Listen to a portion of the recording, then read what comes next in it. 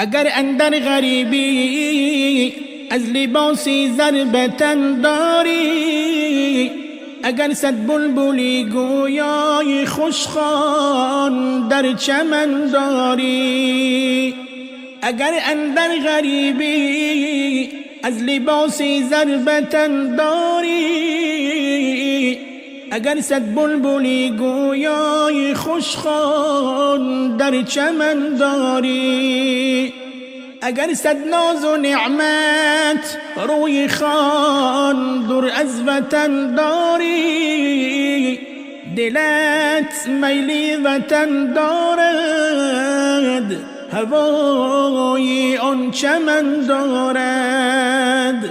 اگر گردی جهان گردی، زمین و آسمان گردی، اگر با وصف نامی خویش همیشه در زبان گردی، اگر غرقی معیشت ها و ناز و آبودان گردی، دلت میلی وطن دارد، هوای آن چمن دارد. اگر اسکندری باشی، جهان را سروری باشی، اگر از مشکلی فارغ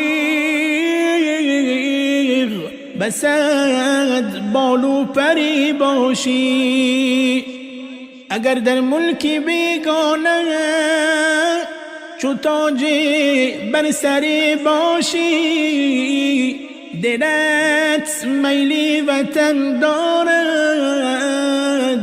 هوای آن چمن دارد.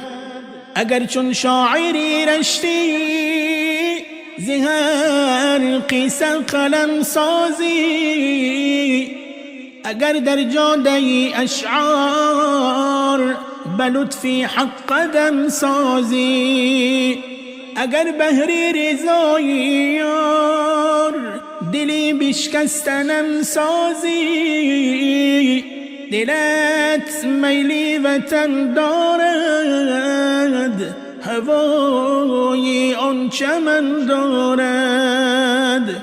اگر بهری رضای یار دلی بشکستنم سازی، دلت میلی وطن دارد، هوای آن چمن دارد.